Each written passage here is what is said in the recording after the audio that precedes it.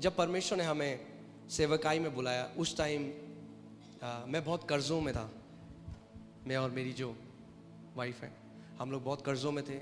Bank वालों से phone आते थे, और आपको पता है जब बैंक वाले कर्ज़े के लिए फ़ोन करते हैं तो कितनी बदतमीज़ से बात करते हैं। और वो एक ऐसा समय था जब वो बहुत हार्ड था हमारे लिए फाइनेंशियली। हमें पता नहीं था कि क्या हम करें। हम लोग सब कुछ करते थे, हम लोग कलीसिया जाते थे, सब कुछ करते थे, मगर तब भी हम लोग आर्थिक रूप में हम लोग स्ट्रगल कर रहे थे। और एक दिन जब मैं परमेश्वर का वचन पढ़ रहा था, इफिसियों 1:3, तो उसमें लिखा था, Blessed be the God and Father of our Lord Jesus Christ, who has blessed us with every spiritual blessing in the heavenly places in Christ Jesus. धन्य है हमारा परमेश्वर और हमारे प्रभु यीशु मसीह का पिता, जिसने हमें आत्मिक स्थानों में हर एक आत्मिक आशीष दे दी है मसीह यीशु में। एक मिनट, क्या परमेश्वर का वचन ये कहता है कि वो हमें आशीष देगा? क्या कह रहा है वचन? दे दी है। परमेश्वर का वचन कह रहा है, और कितनी आशीषें दी हैं? दे दी है परमेश्वर ने।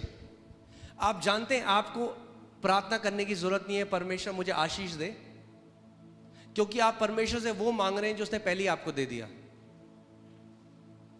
गॉड ब्लेस मी, अगर आप ये प्रार्थना कर रहे हैं, परमेश्वर कह रहा है पहले ही मैंने कर दिया है। मगर क्या कह रहा है, मेरे लोग क्यों नाश हो रहे हैं? मेरे वचन के ज्ञान की कमी के कारण। जब मैंने ये वचन को पढ़ा तो मैं रुक गया।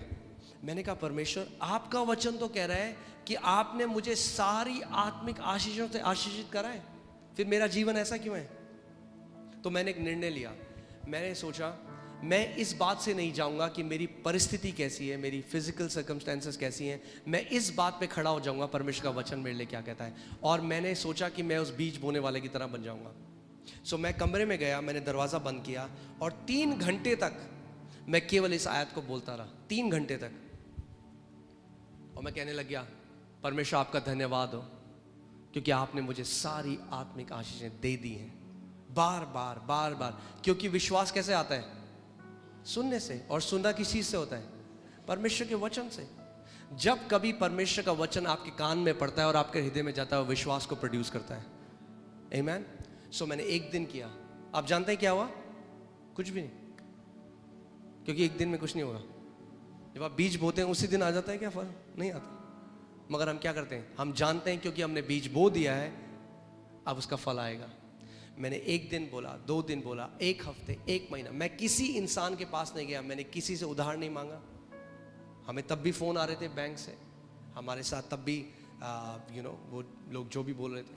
मैं परमेश्वर के पास गया, मैंने कहा प्रभु, यूहन्ना 17:17 में प्रभु यीशु मसीह ने कहा कि पिता तेरा वचन सत्य है। क्या है तेरा वचन?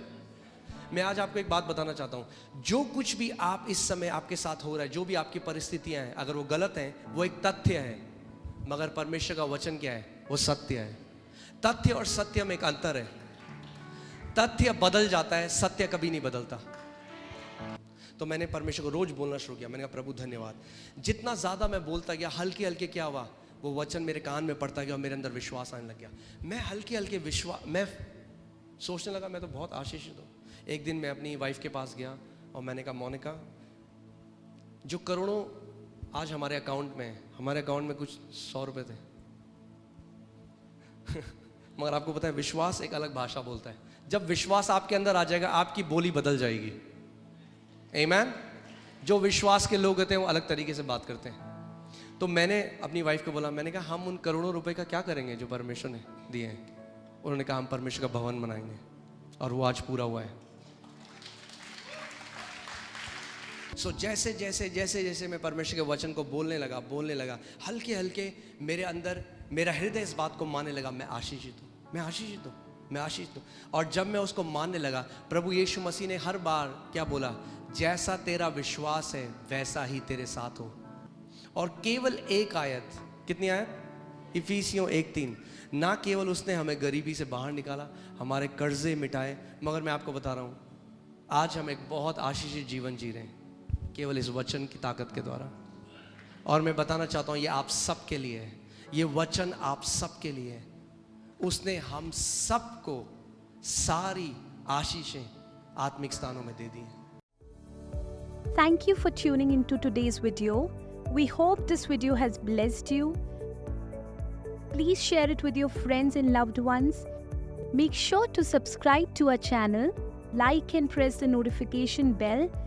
This will keep you updated with our latest sermons and teachings. Thank you. आज की वीडियो को देखने के लिए धन्यवाद। हमें विश्वास है कि इस वीडियो ने आपको आशीषित किया है। इसे अपने परिवार और प्रियजनों के साथ बांटें और हमारे चैनल को सब्सक्राइब करना ना भूलें, जिससे कि आपको हमारे आने वाले सर्मन्स और शिक्षाएं मिलती रहें। धन्यवाद।